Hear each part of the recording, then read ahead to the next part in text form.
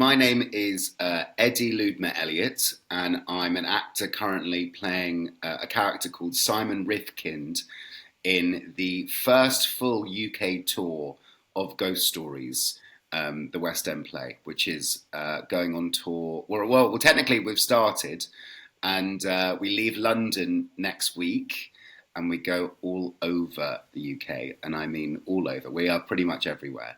Okay, so the show, this is a bizarre one because usually when I do press for a show, I'm allowed to talk far more about it than with this show. This show is like we are on lock on what we can say because we want to keep the scares and the surprises in there. But what it's basically the story is about as a general is it's about a lecture given by a character called Professor Goodman, who is based off of a real professor that was heavily helped the R&D of this show way back when it was on at the Lyric over 15 years ago now. And it's about three cases that he encounters in his professional career. He is a professor of debunking ghost stories or the kind of paranormal world. The creators of the show are Andy Nyman and Jeremy Dyson, who are also the brains behind Inside Number Nine, if you've ever seen that, or League of Gentlemen. So they are they beautifully hit that tone of like, this is a freak show. This is a type of circus style gothic, very spooky, very dark, but also extremely funny at times. And it doesn't take itself too seriously whilst also packing a massive punch behind it, which is very much their tone. And I love that style of theatre. So it really is like the most entertaining. And I'm not just saying this because I'm in it, because I actually saw the show when I was 18 or something. I saw this play in the West End. It's the most entertaining night because it flies by. There's never a dull moment.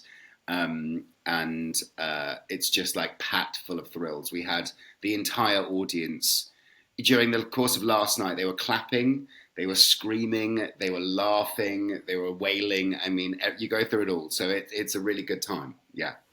What's so weird is that if you do comedy, you usually kind of gauge how it's going per night on laughs from the audience, whereas this show your metric is screams basically, or like moments. Friday night at the Churchill Theatre in Bromley, we opened the play there, and the screams were so loud that we were like, oh my God, this play we've added on an extra 5 minutes just for scream time.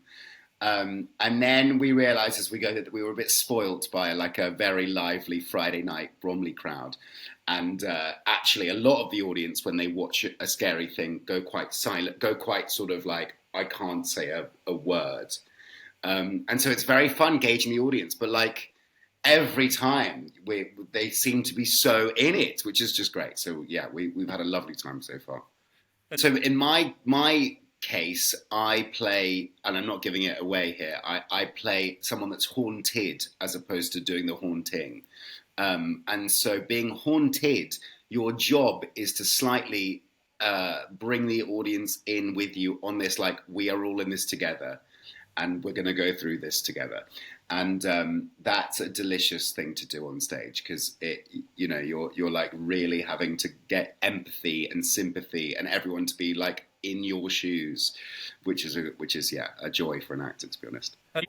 And it's a really great cast. The demographic for this play is incredible. We have David Cardy, who was in the original version of this show, and Clive Mantle, who's a wonderful actor. And I hope I don't think they will mind me saying, but both David and Clive are, above 60. And then you've got myself and you've got Dan, who is kind of in his mid-40s, I think. And but in terms of our audience, it's a bit like that. Sometimes we have a matinee yesterday where the audience looked quite old. Last night's show, the audience was extremely young. I think everyone's enjoying the kind of, that's what I mean about the timelessness of it. We're really not rooting it in this is a world of Yeah. AI and this is a world of current politics. It's much more like this is a book you could pick up at any time and read these stories, these like Yeah. classic ghost stories. And our demographic shows that. So we have a really lovely range of ages in every night, which is just brilliant. I was 18, about to go to drama school. And if you remember at that time, this was now, how long ago was this? This was maybe 11, 12, 13 years ago.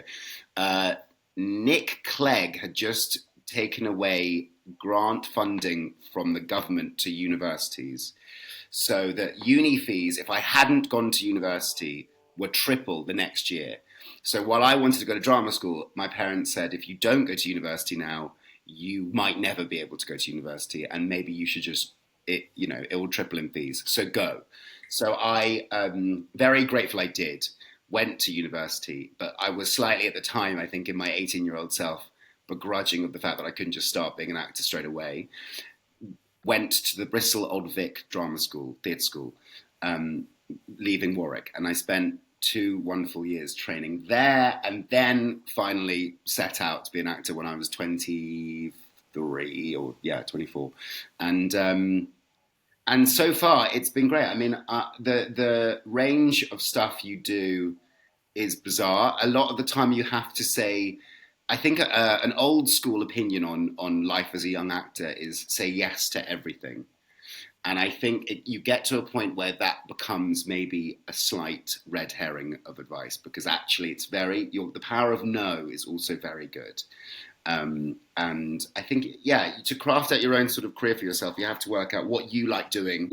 Well, I mean, the hard reality is when you leave the next day, you can't just say, well, I'm going to turn up for work because you have no work. So you go, I'm going to get a job. And the job has to be financially viable so I can live a life where I am an actor and do that. So it has to pay for my freedom to be an actor, but also it has to be a job that won't kill my soul and will not grind me down so that the point where I'm too tired to do whatever it is, whether it's writing scripts or auditions or whatever that might be.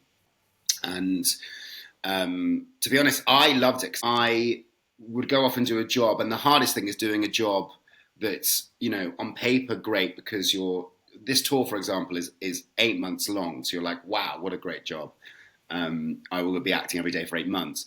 But then when that finishes, you go, okay, well, now I'm back to square one again. And it does feel like every time you finish a job, you are kind of back to square one. But that's just a freelance lifestyle for any freelancer. So it's not acting specific. But what I will say is that the weirdest thing about being an actor sometimes is that you will get a self tape through and it might be your first self tape in ages, and it will be for something really small and really odd, and but you have to do it. And what's great is sometimes it gets to a point where you have. So for this, the casting director for this show, Ghost Stories, saw me on a audition for another job 2 years ago, and then from that audition 2 years ago, had seen me audition for something else 2 years before that. So it really is an industry that they keep, if you're admired in an acting sense by a casting director, they will keep you in their sights. But sometimes it can feel like no one cares at all forever. But it's not true. There are people that will always stick by you. Yes, I have a writing agent and an acting agent, and it's very helpful actually. I was at Curtis Brown, which is an acting agency and a writing agency, and was in discussions at that time about having an acting agent there and a writing agent there. And I actually didn't do that, and I think it was a good move because it's nice to have the two separate. And actually, my acting agent came to see the show last night, and my literary agent came the night before. I'm making it sound like they're sort of divorced parents that don't want to see each other, which they're not. But I think it's good to keep those two things separate at times. Um, you have to check out Ghost Stories. This show has been. They just talk about this show like being a ghost in itself because it will never die. The audience, Andy and Jeremy, the directors and writers, have tried to put this show to bed, and audiences keep demanding it return, and that's for a reason because it is such a great show. and I can guarantee a night of thrills. I really, really can. And if you live in the UK, even if you're in Wales, which we're in at the end of in the summer, or Ireland or Scotland, we come to you, and we are all over England as well. Yeah, you can see all the tour dates on Artspod, which is wonderful. Thank you, Artspod, for having us.